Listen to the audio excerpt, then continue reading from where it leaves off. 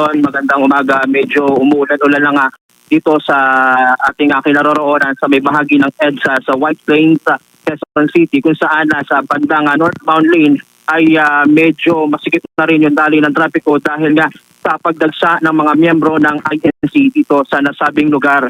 At may mga ilan tayong nakausap na mga miyembro ng INC at nagsasabi na ang kanilang mga panawagan nga ay magkaroon ng makatarungang pamahalaan kaya hindi na pagprotekta sa kinabukasan ng mga susunod na henerasyon. Pakinggan natin yung panayam kay Nanay Elma. Ipakita po natin na iisa po ang ating layunin.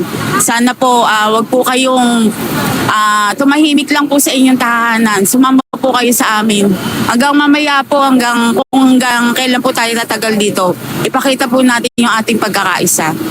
Mga naninimuno po sa ating bansa, parang awa na po ninyo kasi po kawawa naman po yung natin, naiyak po ako. Kasi kawawa naman po yung sambayan ng Pilipino, kawawa po yung mga kabataan.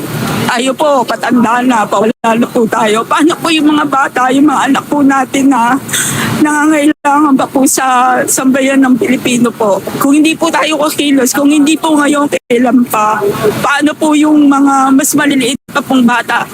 Pag nalugmok na po tayo sa mga kaguluhan, wala na pong kapayapaan. Paano po yung mga batang aasa po sa atin?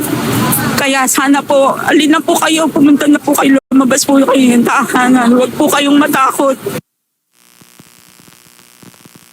Benjen, kaya Nelson, sa mga oras na ito ay nagpapatuloy pa rin itong pagtitipon ng mga miyembro ng INC dito sa may bahagi ng EDSA White Plains Avenue sa Quezon City. At kanina nga ay dumating din ang ilang pulisya natin at patuloy pa nga na nagde-deploy ng mga PNP mula sa NCRPO at QCPD upang masiguro ang kaligtasan at kapayapaan na isinasagawang pagtitipon ng mga miyembro ng INC. Mula rito sa Quezon City para sa 100% Jimmy Hana.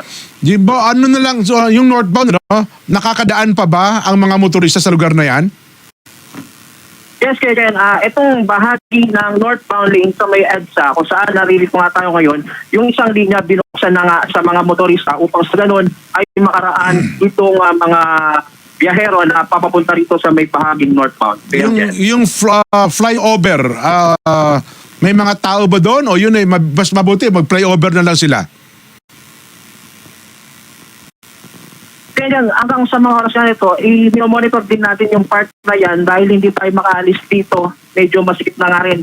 Pero sisikapin natin maya-maya, makarating tayo doon sa flyover upang matiyak natin kung gaano na nga yung dagsa ng mga tao sa mga oras na ito. So sa ibig mo sabihin, yung bugso ng tao, saan sila nakapwesto ngayon? Anong lugar ng EDSA?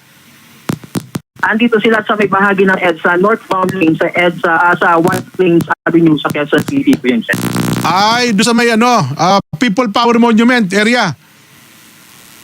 Yes, Kuya Jen. Yes, Kuya Jen. Ayun. O sige, salamat, Jimbo, no ha?